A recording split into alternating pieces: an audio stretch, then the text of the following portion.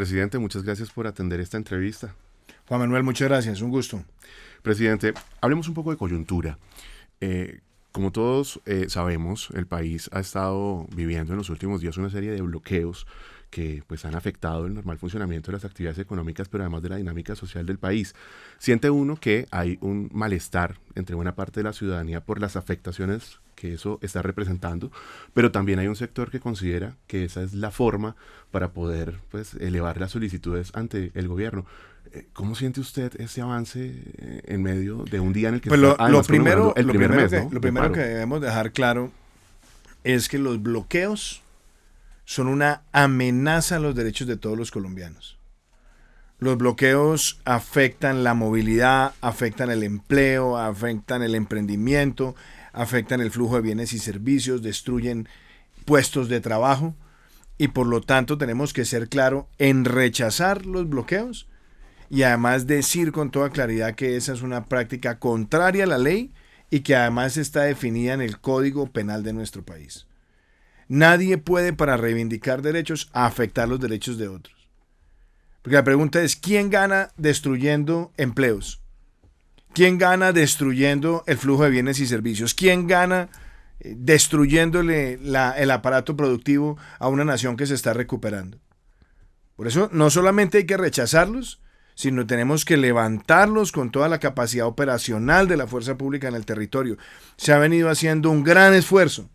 También hemos tenido que enfrentar grandes retos, porque hemos identificado que en muchos de estos puntos hay intereses de buscar una confrontación fratricida que tenga efectos letales en un sector de la población y, por supuesto, por esa vía afectar también la confianza en las instituciones.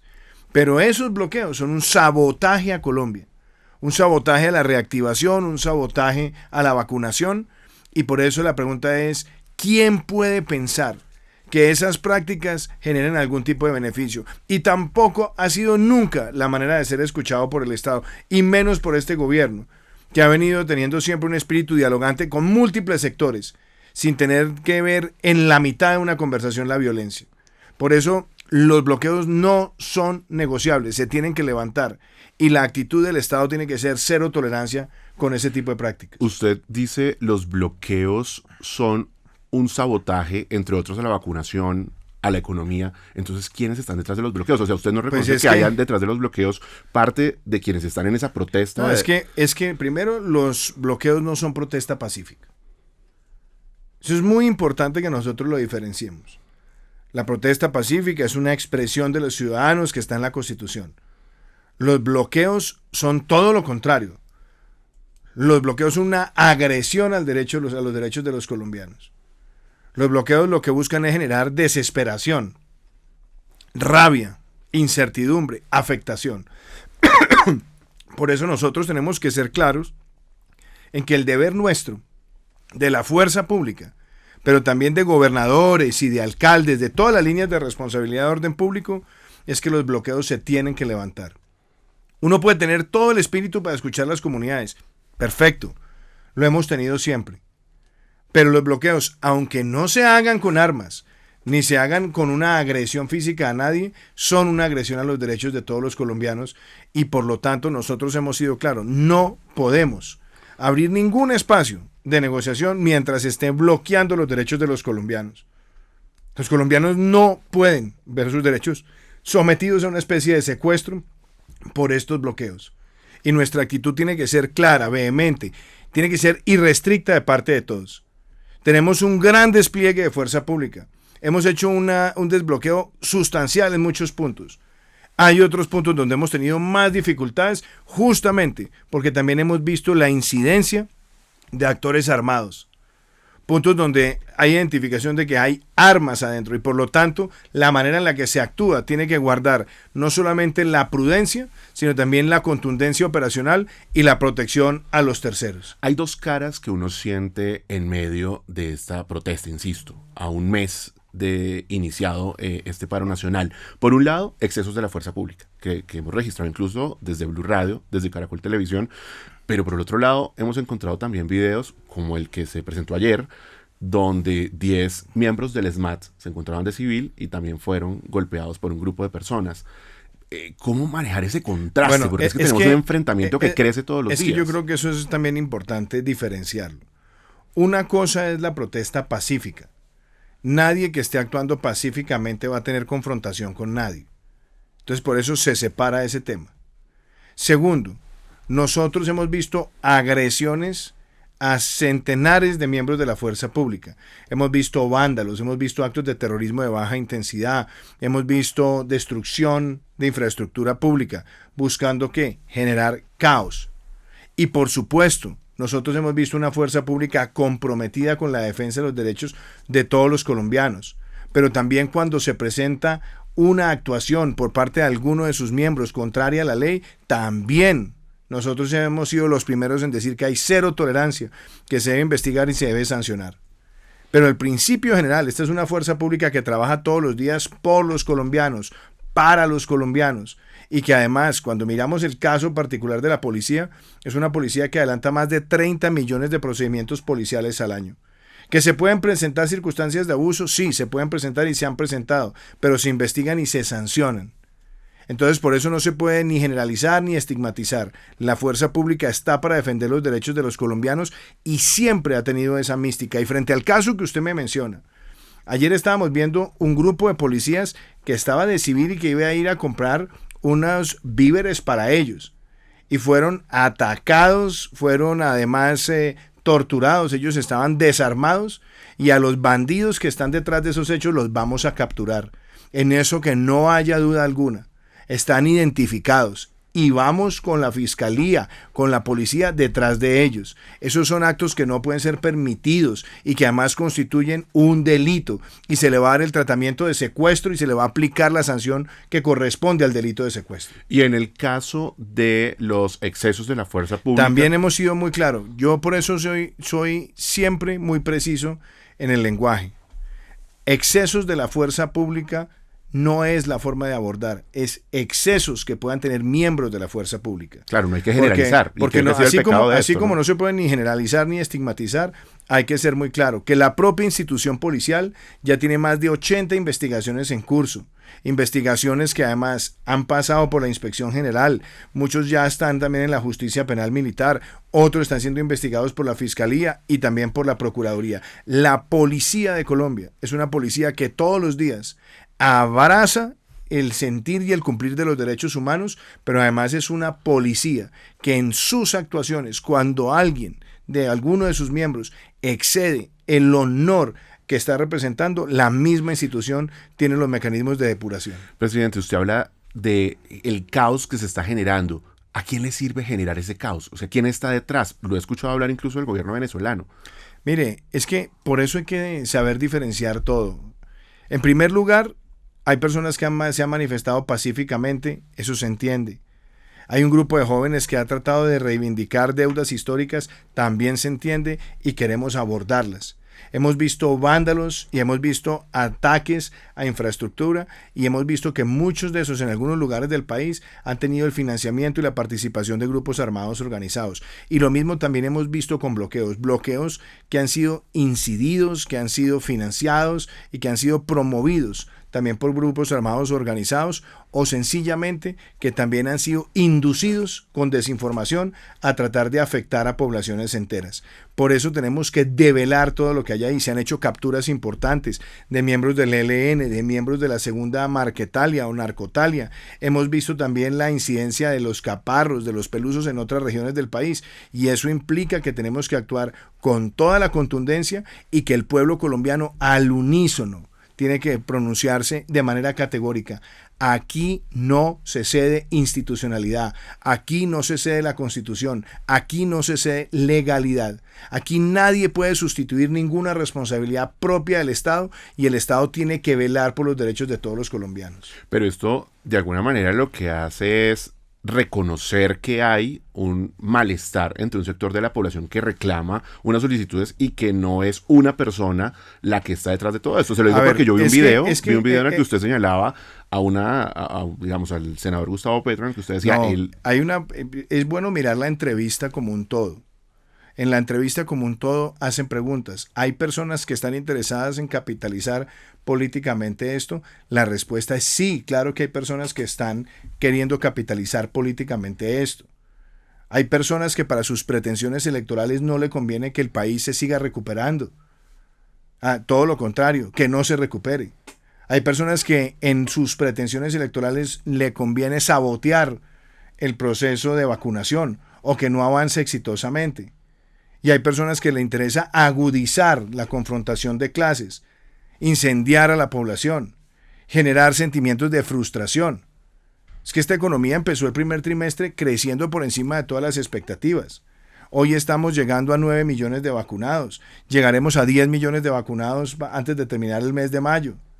Entonces la pregunta es, ¿por qué hay personas que tienen ese interés? Estamos en época preelectoral y nosotros sabemos que hay personas que su interés es puramente el de generar desestabilización.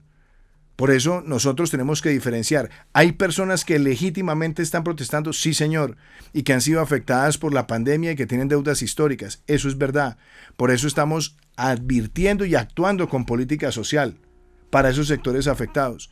Pero no podemos dejar de largo que aquí hay intereses también de grupos armados y hay intereses políticos. Y por lo tanto, diferenciar eso es fundamental para que el pueblo colombiano entienda de cuál es el reto que tenemos enfrente. Presidente, el tema de la Corte Interamericana de Derechos Humanos. ¿Qué comisión, sucedió? La Comisión Interamericana de Derechos Humanos, tiene usted razón. ¿Qué sucedió? Decían que definitivamente no quería el gobierno colombiano que ingresara. Después dijeron, no, es que la invitación era para el 29. ¿Qué sucede en realidad? Primero, Colombia ha sido un país que ha sido respetuoso del sistema interamericano de derechos humanos. Colombia ha sido un país que ha sido fundador del sistema interamericano de protección de los derechos humanos. Colombia es un país que ha tenido comisionados y es un país que ha tenido además jueces en la Corte Interamericana. Es muy importante siempre reconocer que esas son herramientas supletorias, que tienen la posibilidad de investigar y de producir sanciones siempre frente a acciones u omisiones del Estado. Para eso fueron concebidas. Pero cuando decimos de carácter supletorio es porque se activan si es que no se ha respondido a través del sistema interno de un país. Colombia siempre ha atendido todos los llamados y tiene además una audiencia el próximo 29. Ahí Colombia está lista para asistir. Fue la vicepresidenta, el embajador Ordóñez la acompañó, se reunió y nosotros manifestamos que no tenemos ninguna objeción a que se adelante una visita de trabajo, que puedan mirar a profundidad temas que sean de su interés, pero además también advirtiendo que muy posiblemente siempre existe la posibilidad de que ellos conozcan a posteriori hechos que se puedan surgir en la visita y por lo tanto esas consideraciones lo que buscan es que no haya un prejuzgamiento, todo lo contrario, que haya observancia. Y Colombia es de los países de América Latina que tiene hace más tiempo la presencia de la Oficina de la Alta Comisionada de Naciones Unidas para los Derechos Humanos desde el año de 1996. Tiene una misión permanente de observación de Naciones Unidas para la paz con legalidad y tiene además un vínculo estrecho, tanto en Ginebra como en Nueva York, con todas las instancias de protección de los derechos humanos. Tanto así que nosotros en este gobierno lanzamos la política a partir de la cual en toda la formación de oficiales y suboficiales hay una generalización en la educación en materia de derechos humanos. Tenemos una política de cero tolerancia que fue implementada desde el primer día en la política de seguridad y convivencia de nuestro gobierno. Y además hemos dicho, aquí no hay nada que esconder porque este es un país de instituciones libres e independientes. Aquí hay una defensoría que está haciendo su papel, aquí hay una procuraduría que está ejerciendo su papel, aquí hay una fiscalía que está ejerciendo su papel y cada una de esas instituciones tiene la independencia suficiente para garantizar que aquí no haya ningún hecho violatorio de los derechos humanos que quede en la impunidad. Pero entonces la puerta no estaba cerrada como se decía. Nosotros nunca hemos cerrado puertas a tener ningún tipo de interacción con el sistema interamericano. Así se había dicho, ¿no? No, porque lo que siempre se dijo es, se contempla esa posibilidad, agotemos la instancia de la audiencia que se había solicitado por parte también de la comisión y fue en virtud de esa secuencia de eventos donde la canciller y vicepresidenta le expresaron a ellos que no tenemos ningún problema en que hagan su visita, pero obviamente lo que queríamos era desarrollar un proceso secuencial. Además, como lo dije yo ayer en el diálogo interamericano, este país no tiene nada que ocultar. El actuar del Estado no tiene nada que ocultar.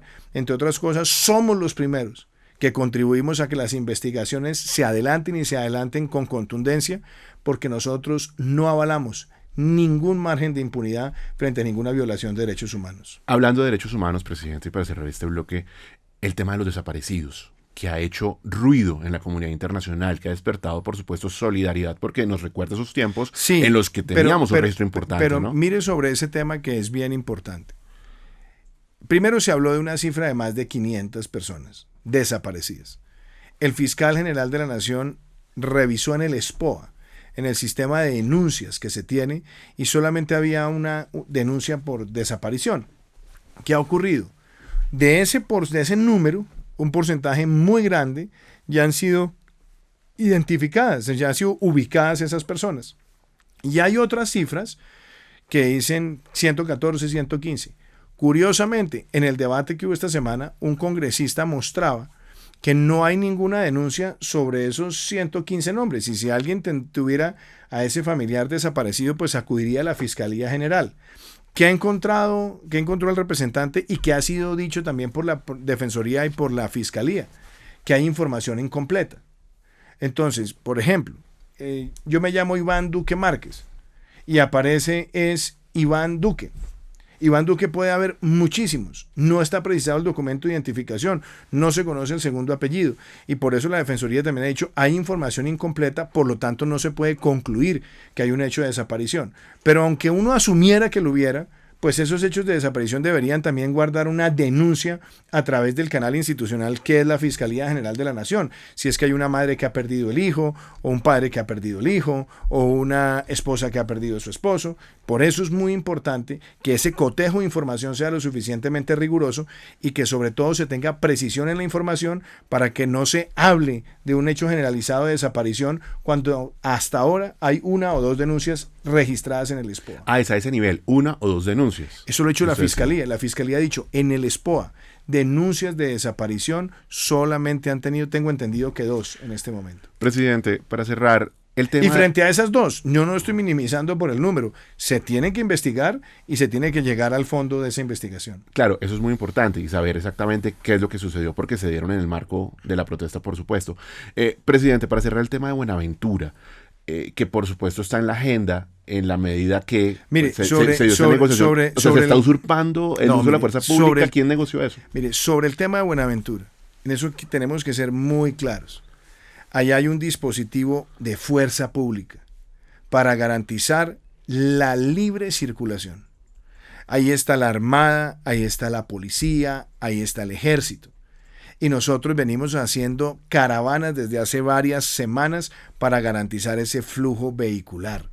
Y también tenemos absolutamente claro, nadie puede usurpar ninguna función del Estado. Nadie puede usurpar ni funciones de policía, ni de inspección aduanera, de nada de ese sentido. Y yo he sido muy categórico que en el gobierno nacional nosotros no avalamos ninguna medida que atente contra los principios de la libertad económica que están regulados donde hay entidades con sus responsabilidades. Y por eso además el señor ministro del Interior se expresó esta mañana con instrucciones muy claras, que ahí no hay ninguna autorización de parte mía a que se sustituya ninguna responsabilidad. Y quiero ser además muy claro, los mismos gremios de la ciudad son conscientes que para mitigar riesgos desde el punto de vista de violencia, ellos han tenido comunicaciones con distintos sectores. Pero el mensaje es claro y es perentorio. Nosotros no vamos nunca a negociar sobre la base de bloqueos y sobre la base de alteraciones a los derechos de los colombianos. Pero en esa negociación que se dio anoche había presencia de gobierno nacional, quiero decir, ¿eso es un retroceso frente a la negociación de ayer? Mire, vuelvo y le soy claro, hay sectores económicos de la ciudad que venían desarrollando esas conversaciones para minimizar eventos de violencia. Okay. La responsabilidad nuestra, y por eso le dije al ministro del Interior, ahí no hay ninguna autorización de parte mía para que se sustituya ninguna responsabilidad que le quepa al Estado, ni ninguna que le quepa a la fuerza pública. Tenemos que garantizar la seguridad, la movilidad, el corredor vial y los derechos de todos los colombianos. Muy bien, presidente. Pues hasta aquí este primer bloque de coyuntura y pues de esta manera quiero comenzar esta entrevista para Blue Radio, Caracol Televisión, en el marco de este foro Blue 4.0, haciendo un análisis, presidente, o una fotografía de lo que está pasando hoy en Colombia con los jóvenes en este momento. Porque mientras pues transcurre esta entrevista, usted y yo sabemos que hay jóvenes en diferentes lugares del país que pues están en las calles y que tienen de alguna manera un eslogan, por decirlo así, un mensaje, y es ser la generación que no tiene nada que perder. Así lo dicen. Y probablemente lo dicen porque sienten que no hay un futuro para ellos en términos de acceder a educación, de tener mejores ingresos, de tener incluso un plato de comida, porque claramente durante el último año de pandemia ha empeorado ese nivel de pobreza en Colombia. ¿Qué decirles a estos jóvenes que en este momento se sienten desesperanzados frente a su futuro? Mire, lo primero es que yo creo que tenemos todos que sintonizarnos con el clamor de muchos, pero también abordar la conversación para construir un pacto por los jóvenes sobre la base también de hechos ciertos. Cuando yo empecé el gobierno, no habían transcurrido 60 o 70 días de gobierno y vino un paro de estudiantes reclamando sobre el presupuesto de la educación. Y ellos estaban reclamando que se cerrara una deuda histórica. Y nosotros, con la ministra María Victoria Angulo y con el entonces defensor del pueblo Carlos Negret, tuvimos una mesa para escuchar y trabajar con los jóvenes, y de allí salió un acuerdo muy importante. Un acuerdo que además validaba algo que yo le propuse a los jóvenes desde la campaña, y era tener el presupuesto histórico más alto para la educación. Lo tuvimos en el 2019, lo tuvimos en el 2020 y lo hemos tenido en el año 2021. Presupuesto para la base de las universidades, para abrir cupos y para fortalecer la educación. Lanzamos Generación E, que buscaba darle más educación gratis a los sectores más vulnerables en la educación pública, técnica y tecnológica y universitaria. Y nosotros lanzamos el programa recibiendo un 8% tan solo de educación gratuita, lo llevamos casi al 30% para el año pasado y se vino la pandemia. Y en la pandemia creamos el Fondo de Solidaridad Educativa, que nos permitió pagar el 100% de la matrícula a más de 700,000 estudiantes y el 70% a otro número importante. Ahora, ¿qué hemos dicho? No queremos que la juventud deserte, no queremos que la juventud se vea afectada y por lo tanto, en este segundo semestre empieza la educación universitaria pública, técnica y tecnológica pública gratis para los estratos 1, 2 y 3. Es la más grande conquista social por la juventud de nuestro país. Y esto ha sido construido por la convicción que nosotros le planteamos a Colombia, pero nutrido también con las ideas de muchísimos jóvenes. Otra cosa, el empleo. Necesitamos contratar más jóvenes en Colombia. Ahí es donde hemos tenido la mayor afectación histórica. ¿Y qué esperamos? Nosotros subsidiar el 25% de la nómina de todo joven que se contrate entre 18 y 28 años, equivalente a la seguridad social, para que podamos tener la mayor aceleración de contratación de jóvenes en nuestro país. Y tercero, algo muy importante, nosotros hemos visto que los jóvenes han querido buscar esa representación política. En el marco de la conversación nacional dijimos que íbamos a hacer las elecciones de los consejos municipales de juventud. No se pudo hacer por la pandemia y lo vamos a hacer en noviembre de este año. Seremos el primer país de América Latina que le da voz, voto, representación e incidencia en políticas públicas a los jóvenes que se hagan elegir, que representen la pluralidad, que representen su pensamiento y por esa vía mostrar que la juventud juega un papel cada vez más dinámico en Colombia. Hay tres temas, presidente, frente a esta agenda que usted me está planteando y que quiero desarrollar muy rápidamente, porque creo que en educación tenemos que profundizar y en empleo, por supuesto.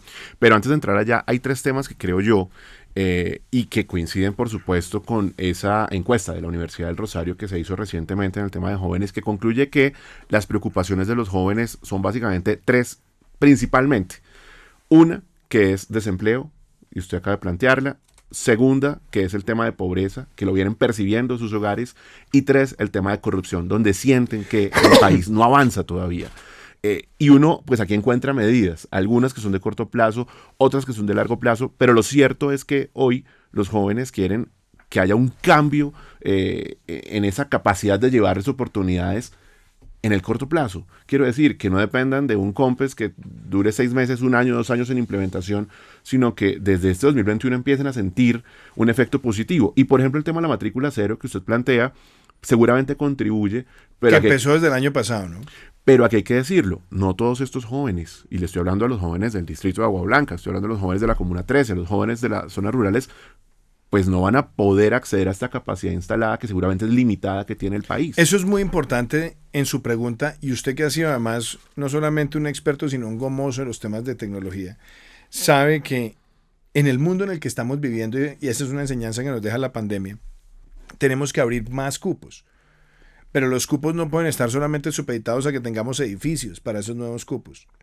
Yo creo que hoy, con ese programa de matrícula gratis, también con el programa de los 100.000 programadores que tenemos con Mintic, tenemos que ser conscientes que hay que abrirle oportunidades de estudio a decenas de miles de jóvenes y que hay que empezar a partir de los ciclos de formación virtual.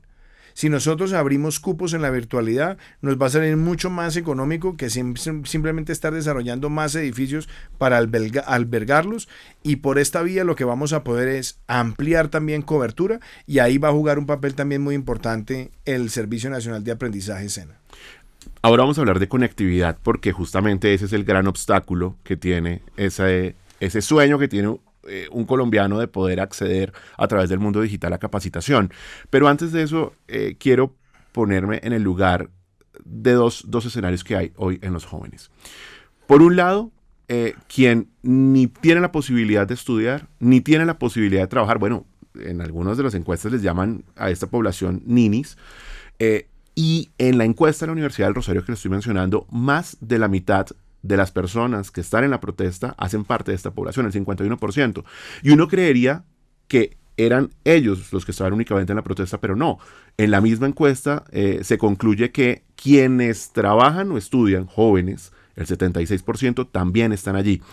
¿A dónde quiero llegar? A que hay jóvenes que tienen la oportunidad, por ejemplo, de graduarse, que tienen la oportunidad de estudiar y no están consiguiendo trabajo, pero incluso están los que no tienen la posibilidad ni siquiera de acceder. Claro, pero mire lo importante también de esa pregunta en el contexto actual. La economía colombiana empezó a recuperarse, pasamos la página de la recesión en el primer trimestre, empieza una proyección de que la economía crezca por el 5%. Entonces la pregunta es, ¿a quién le interesa entonces que venga una parálisis que afecte la generación de empleo? Si queremos ver más empleo para los jóvenes, necesitamos que la economía se siga reactivando, sigamos vacunando masivamente. Por eso es mi rechazo a los bloqueos y a esas afectaciones que lo que terminan es limitando la capacidad de muchas personas en contratar. Pero nosotros también lanzamos la política donde está ese 25% de subsidio equivalente a la seguridad social que empieza ahora en el mes de julio y que va a permitir que casi 700.000 jóvenes puedan tener ese empleo. Entonces, mi llamado también al sector privado es, aquí está el CASE del 25%, pongan ustedes también los recursos para que se haga esa contratación y nosotros aceleremos como nunca antes esa contratación de jóvenes en nuestro país. Claro, presidente, pero entonces ahí es donde uno comprende a los jóvenes que dicen, cuando la economía estaba creciendo, cuando estábamos en un mejor momento, aún así las tasas de desempleo juvenil, sí, es que históricamente hemos tenido tasas de desempleo juvenil muy altas, ¿no? Pero ese ha sido un drama latinoamericano y ha sido un drama colombiano también.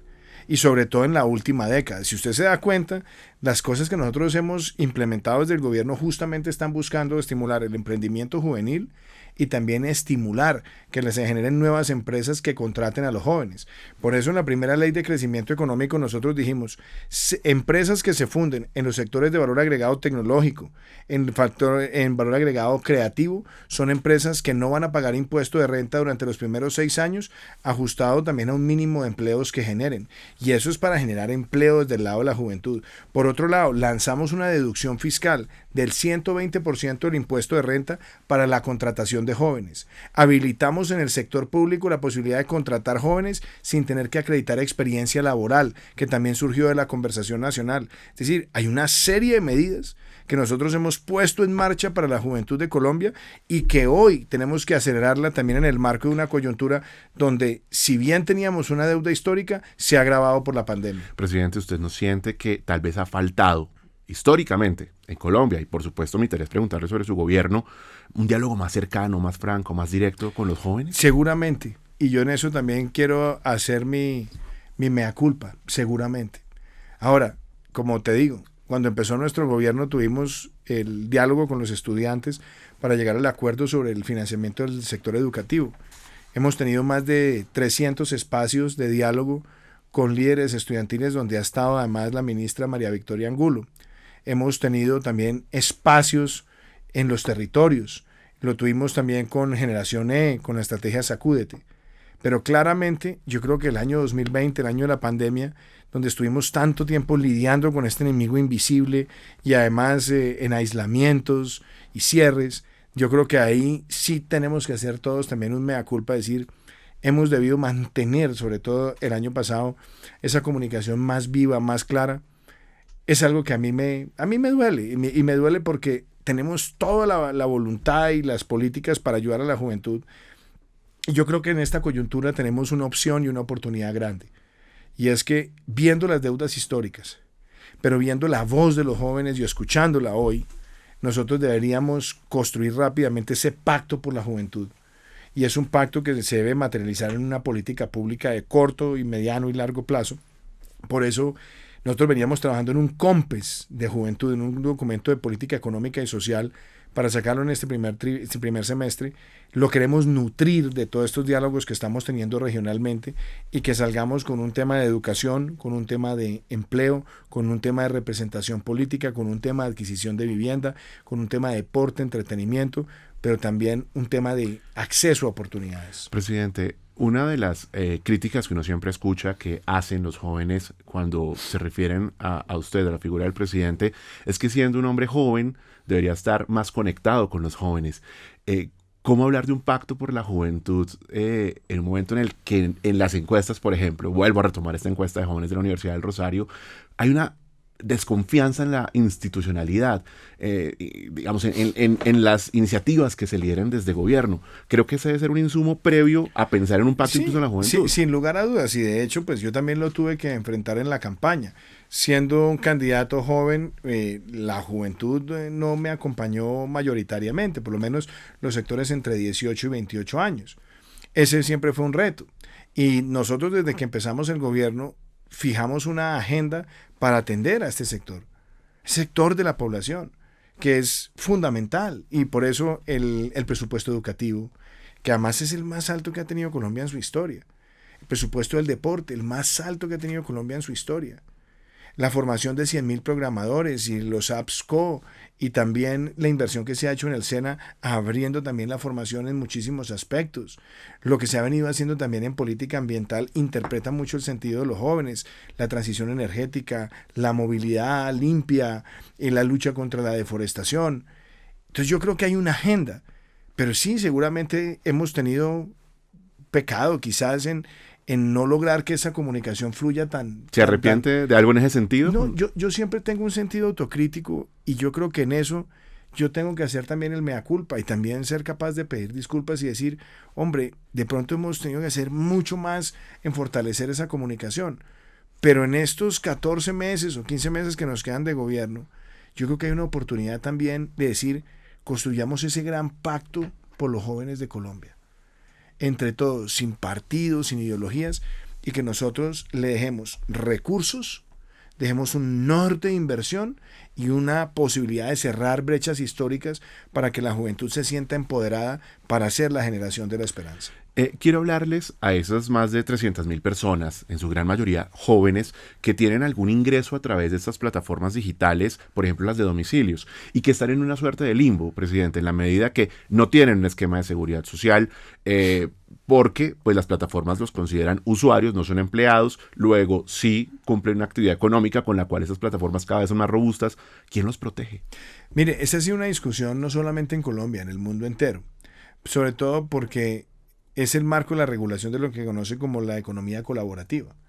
Entonces yo creo que ya hay avances muy importantes en muchos países que deberían servirnos a nosotros, sobre todo en lo que tiene que ver con el aseguramiento, la posibilidad de aportar a la seguridad social, de soñar con una pensión, de tener un sistema de protección médica.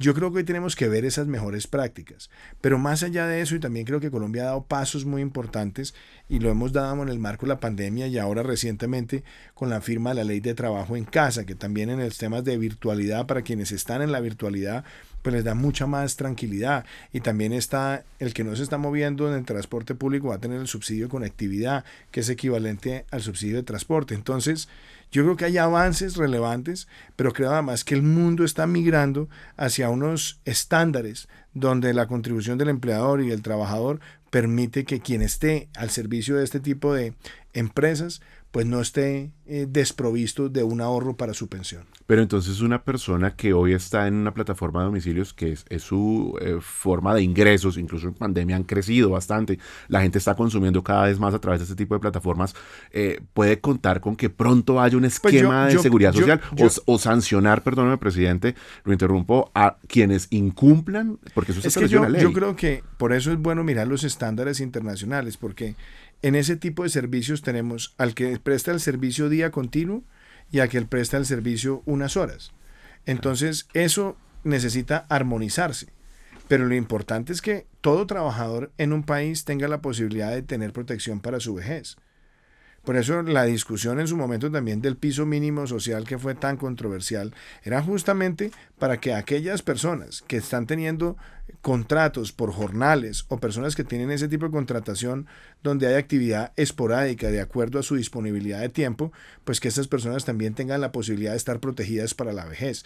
Es una forma de generar una protección estructural, entre otras cosas porque este es un país que tiene 22 millones de trabajadores, pero solamente están contribuyendo a pensión y salud menos de 9 millones. Entonces, esa es esa lucha también contra la informalidad y hay que buscar vencer la informalidad, pero garantizando la protección para la vejez. Presidente, hay una situación que también es recurrente entre muchos jóvenes que salen del colegio, no están, digamos, dentro del esquema de Sisbén que les permite acceder a ciertos esquemas de subsidios. Luego tampoco tienen los ingresos suficientes para poder acceder, por ejemplo, a un programa del ICETEX o desconfían un poco del tema del ICETEX sobre el tema de los tasas de interés. Perdóneme, ¿qué hacer con el tema del ICETEX? Es que yo siento que hay unos sectores que dicen ¿por qué no condonamos? ¿Por qué en unas consideraciones, sí, unas flexibilidades? Ahí hay cosas que son muy importantes y déjeme, yo empiezo por las dos. Primero, Generación E nació para este tipo de jóvenes. Generación E tiene el componente de excelencia y tiene el componente de gratuidad, ¿no? Entonces, en excelencia, quienes tienen los puntajes más altos, pues sabemos que nosotros los acompañamos, tienen un subsidio integral. Pero a los que no, también les estamos diciendo, si usted va a la educación pública, tiene gratuidad, si usted va a la educación privada y tiene excelencia, le pagamos el 50%. Eso nos ha permitido aumentar como nunca la cobertura de la educación gratuita o gratis en las universidades de nuestro país. Y usted menciona el ICETEX. Nosotros, en el marco de la pandemia, lanzamos el plan de alivios. Y ese plan de alivios ha sido muy importante. Y ese plan de alivios queremos tenerlo mientras sea necesario para enfrentar esta coyuntura. Pero aparte de enfrentarlo, nosotros queremos un ICETEX que tenga la menor tasa histórica, que no requiera codeudor, que tenga además un sistema de garantías y que no se vuelva una deuda eterna e impagable, sino que además pueda ser condonado por excelencia académica. A mejor desempeño académico, un porcentaje de condonación. Por supuesto, también que las personas que salgan de su formación no tengan que quedar estrangulados por una deuda muy costosa de intereses sobre intereses, sino que podamos tener esa proyección basada en el ingreso, donde podemos tener un costo, un pago, que sea prácticamente un pago fijo y que no le genere una estrangulación al egresado. Y que el egresado tenga la libertad de jugar con los plazos y por supuesto con su cuota fija y una tasa que le dé total seguridad. O sea que en el caso de un joven que se quedó sin trabajo o su familia se quedó sin trabajo en estos momentos, ese plan de flexibilidad le permitiría no tener que pagar en ese momento, sino poder cambiar el plazo para pagar después. De hecho, eso lo lanzamos en plena pandemia, también ese esquema de refinanciamiento y ese esquema también de extensión en el tiempo. ¿Para qué? Para proteger a aquellos que han sido los más golpeados por los efectos de la pandemia. Presidente, hablemos de emprendimiento. Yo creo que el emprendimiento es un escenario que en Colombia se ha dado en parte precisamente por estas tasas de desempleo crecientes y se ha convertido en alternativa de la gente decir, bueno, ¿cuál es mi potencial?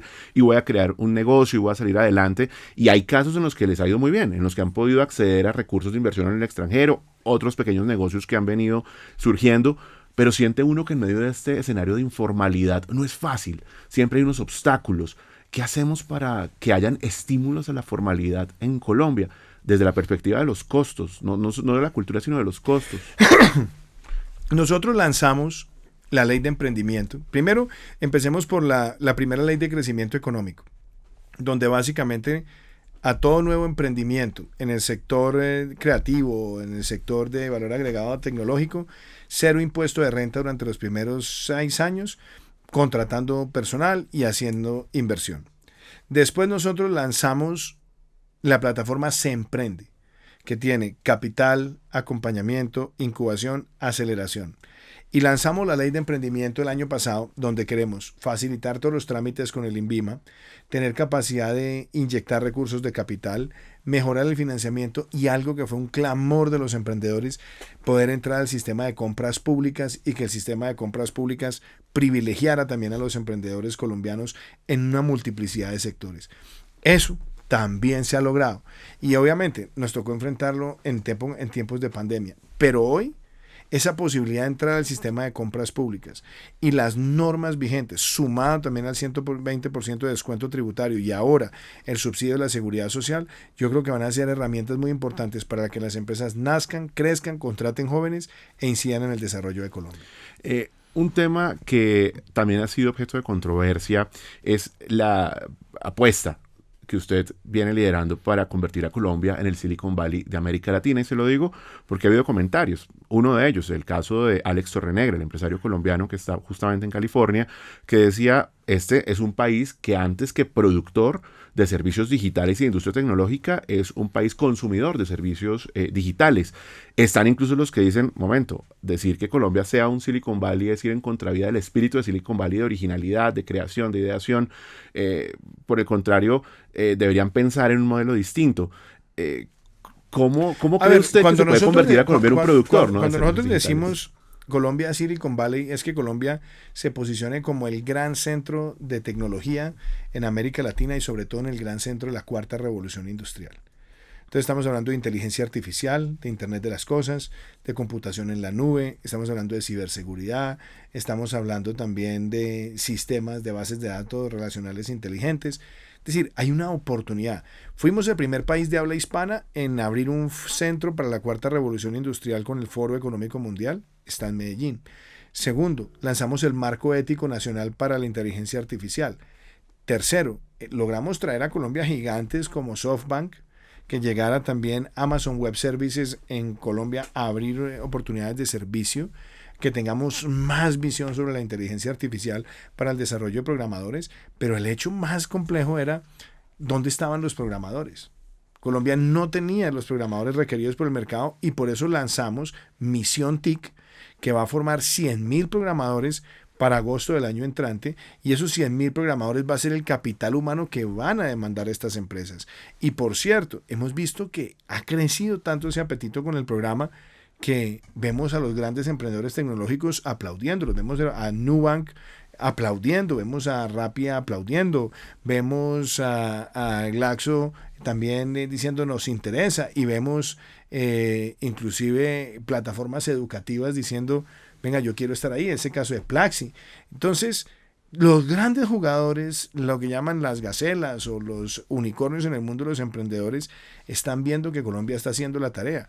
Ahora, Colombia no se convierte en el Silicon Valley ni en 1, ni en 2, ni en 3 años, pero la ruta en la que nosotros estamos es justamente para que los emprendedores tecnológicos vean, este país está ofreciendo educación, ingresos para el emprendimiento, lanzó la plataforma Se Emprende en 22 ciudades, tiene además un ciclo de formación y de aceleración con la participación de 500 startups de San Francisco, la incubadora más importante de los Estados Unidos, y fuera de eso tiene una agenda de formación de programadores. La combinación de todo esto, sumado a las compras públicas y sumado a los incentivos fiscales, yo creo que son una gran esperanza para nuestro país. Presidente, para cerrar, ¿no siente usted que tal vez se podría trabajar un poco más con la industria nacional de software, con las empresas tecnológicas colombianas? Totalmente, y se busca además eso. De hecho, esa es una de las líneas de trabajo, y el SENA, el Ministerio de las TICs, APSCO, lo que quiere es que sea la industria nacional la que también empiece a crecer. De hecho, en los sistemas de compras públicas y en los sistemas también de integración comercial como la Alianza del Pacífico, inclusive la Comunidad Andina de Naciones, estamos tratando de incorporar también esa filosofía donde sean las empresas tecnológicas colombianas las que interactúen también en el marco del continente. Presidente, muchas gracias por su tiempo. A ustedes, muchísimas gracias y un gran honor.